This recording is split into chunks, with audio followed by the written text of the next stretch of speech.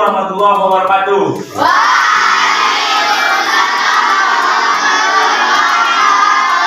Selamat pagi, gimana kabarnya pagi ini? Alhamdulillahirrahmanirrahim. Jadi pada kesempatan kali ini di mata pelajaran fikih kita, alangkah baiknya kita semua mengharap ridho daripada Allah Subhanahu wa Ta'ala dengan membaca doa. Kepada ketua kelas diharapkan untuk memimpin doa. Bismillahirrahmanirrahim.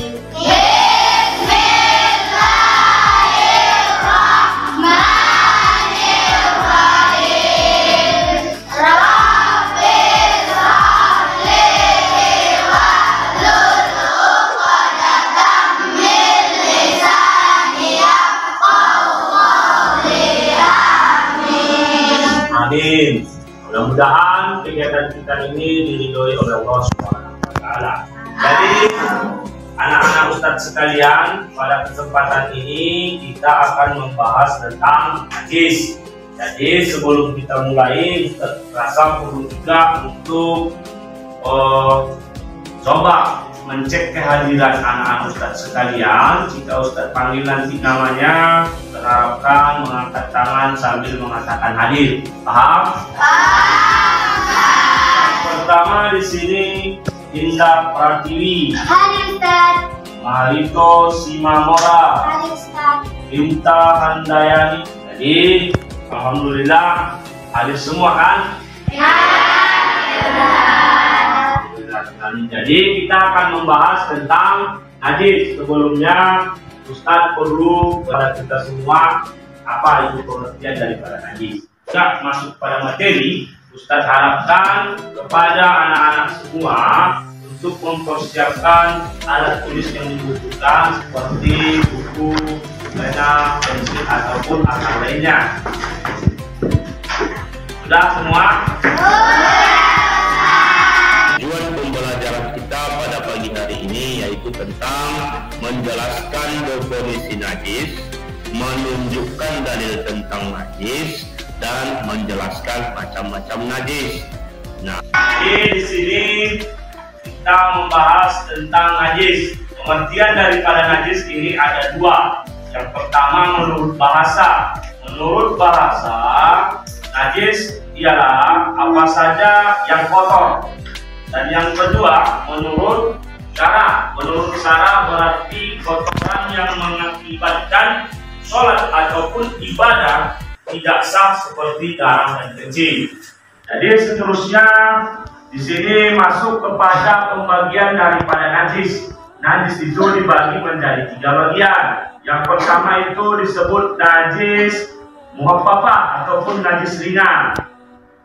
Najis ringan di sini adalah najis yang berupa air seni atau air kencing.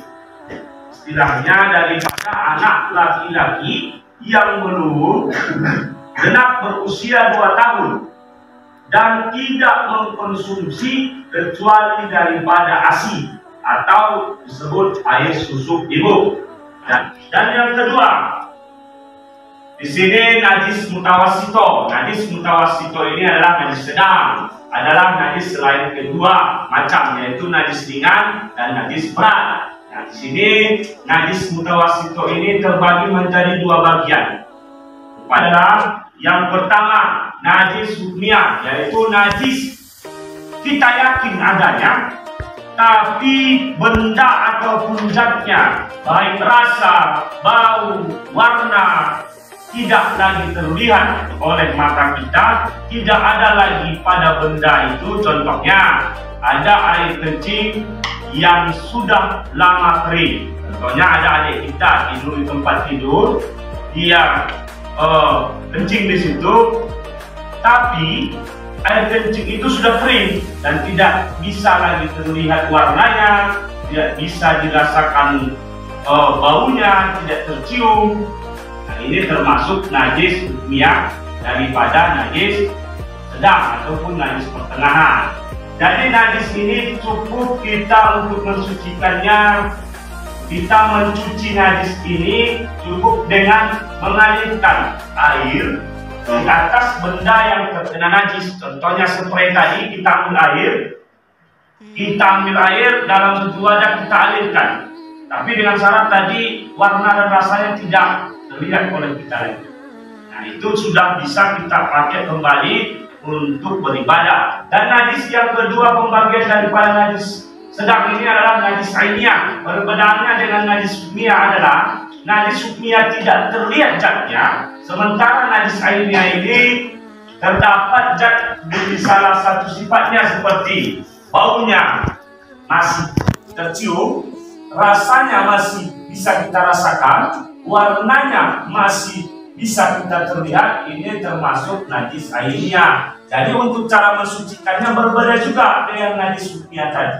Najis hukmiyah tadi cukup mengalirkan, sementara najis ainiyah ini kita harus menggosok dulu, membersihkan dulu zatnya sampai tidak terlihat, membersihkan warnanya sampai tidak terlihat, menghilangkan rasanya sampai tidak bisa dirasakan lagi.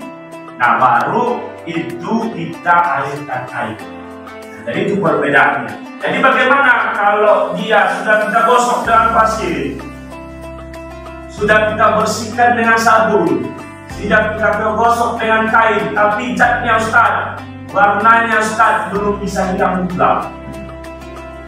Sudah maksimal kita usahakan tapi tidak hilang-hilang juga. Nah, jadi itu hukumnya dimaafkan. Jadi kalau udah maksimal kita usahakan tapi tidak hilang-hilang juga, itu hukumnya dimaafkan. Dan yang ketiga, najis golado ataupun najis berat adalah najis dari anjing atau babi dan segala keturunannya. Maksud daripada segala keturunannya di sini adalah baik dia kotorannya, baik dia kencingnya, baik dia liurnya, asalkan yang hal-hal yang berkaitan dengan anjing dan babi itu termasuk pada golongan najis golado ataupun najis berat. Nah, najis berat ini sangat lebih harus kita perhatikan cara mencucikannya, karena berbeda dengan najis ringan, berbeda dengan najis sedang. Najis berat ini cara mensucikannya ialah kita harus membasuh daerah yang terkena najis tadi, hilang warna, hilang rasa, hilang bau. Nah, baru kita alirkan dengan air sebanyak 7 kali. Ingat, air di sini maksudnya adalah air yang suci, lagi mensucikan. Jadi di sini kita basuh dengan air sebanyak 7 kali. Di antara yang 7 kali ini kita harus mencampurnya dengan debu yang suci juga. Nah, jadi untuk mensucikan najis golado ataupun najis berat ini sangat lebih harus diperhatikan, karena kita tidak cukup menyucikan, tidak cukup mengalirkan, tapi kita harus juga menghilangkan warna, rasa, bau. Di samping daripada itu, airnya juga harus sebanyak 7 kali. Nah, dan di antara yang 7 kali ini kita harus campur dengan debu. Mungkin daripada penjelasan ataupun macam-macam najis yang 3 ini Ustadz telah sampaikan. Harapan Ustadz nanti ada tugas yang Ustadz berikan sama kalian, bisa kalian mengambil suatu kesimpulan daripada penjelasan tadi, baik dari pengertian, dasar hukum, macam-macam najis, dan tata cara mensucikannya. Jadi di sini untuk materi kita pada kesempatan ini mungkin ini saja yang dapat Ustadz jelaskan. Tapi di sini Ustadz akan memberikan beberapa tugas kepada kalian semua, yang mana tugas ini nanti Ustadz bagi kalian menjadi 3 kelompok. Yang pertama sebelah sana, yang kedua sebelah ini, yang ketiga sebelah sini. Jadi yang pertama digolongkan kelompok pertama, yang kedua digolongkan kelompok kedua, yang ketiga digolongkan kepada kelompok 3. Jadi yang perlu kalian diskusikan, perlu kalian ingat, tolong dengarkan saya. Yang kalian perlu ingat, yang pertama, kelompok pertama membahas tentang najis ringan. Di situ nanti kalian bahas najis ringan. Yang kedua membahas najis sedang, dan yang ketiga membahas najis berat. Yang perlu kalian bahas adalah bersama kelompoknya, bersama kawannya, apa pengertian daripada najis ringan, kayak mana contohnya, dan bagaimana cara mensucikannya. Kalian diskusikan dengan kawan, sumbernya baik dari kitab ataupun dari kawan-kawan, kalian ambil dan kalian catat. Baru nanti salah satu daripada kalian maju ke depan untuk mempresentasikannya. Dan di antara kelompok yang lain, contohnya kelompok pertama masuk, kelompok 2 dan 3 berhak untuk menanyakan. Nah, jadi kelompok pertama nanti mengambil kesimpulan, maju ke depan sampaikan, baru ada pertanyaan sampaikan dijawab.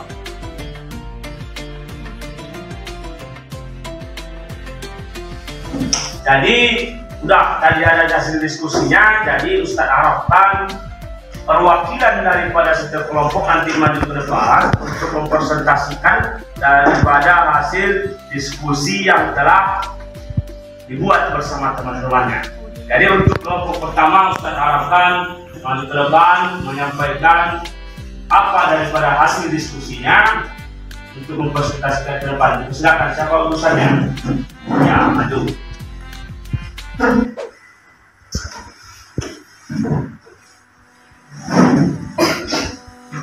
Assalamualaikum warahmatullahi wabarakatuh. Waalaikumsalam warahmatullahi wabarakatuh. Perkenalkan, nama saya Anggun Melisa Siregar. Saya dari kelompok 1 ingin menyampaikan hasil diskusi kami. Contoh najis ringan. Air kencing anak laki-laki yang masih berusia belum genap 2 tahun dan juga belum konsumsi hanya minum hasil atau air susu ibu. Cara mensucikan cukup mensucikan air pada benda yang terkena najis. Ada lagi pertanyaan teman-teman? Ya. Sebutkan nama dan apa pertanyaanmu?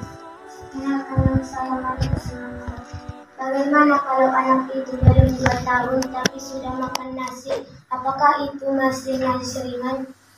Tidak, karena najis ringan itu adalah air seni atau air kencing anak laki-laki yang belum genap berusia 2 tahun dan belum makan dan minum selain nasi. Ada lagi yang bertanya teman-teman? Ya. Terima kasih. Assalamualaikum warahmatullahi wabarakatuh. Ya, kita berikan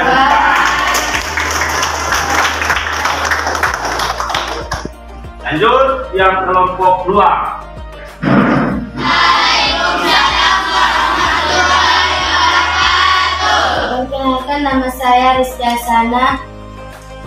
Saya dari utusan kelompok 2 ingin menyampaikan hasil diskusi kami, yaitu Selanjutnya kepada kelompok 1 dan 2 sudah. Selanjutnya kelompok 3 yang membahas tentang najis mubalaghah ataupun najis berat. Sebagai utusan diharapkan maju ke depan. Waalaikumsalam warahmatullahi wabarakatuh. saya dari kelompok 3 ingin menyampaikan diskusi kami. Dan anjing, cara mensucikannya, membasuh daerah yang terkena najis dengan air suci dan mensucikannya sebanyak 7 kali. Salah satunya dicampur dengan debu yang suci. Apakah ada pertanyaan teman-teman saya? Assalamualaikum warahmatullahi wabarakatuh. Waalaikumsalam warahmatullahi wabarakatuh. Perkenalkan, nama saya Umamia Rambe. Saya ingin bertanya, bagaimana kalau anak anjing dan babi, apakah itu masih tergolong najis berat? Iya, karena najis berat itu maupun anaknya atau induknya itu dinamakan najis berat. Cukup? Sudah. Assalamualaikum warahmatullahi wabarakatuh.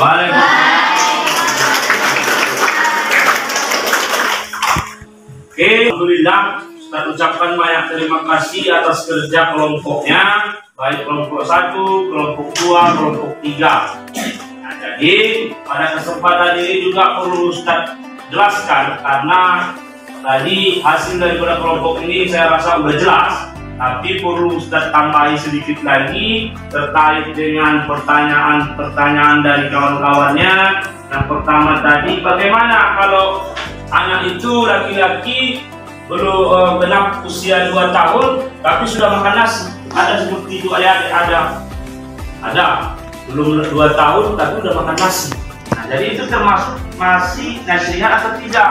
Nah, ini sudah jelas tidak termasuk najis ringan, tapi dia digolongkan kepada najis sedang atau najis pertengahan. Jadi cara menghentikannya juga sudah jelas berbeda dengan najis ringan dan najis pertengahan.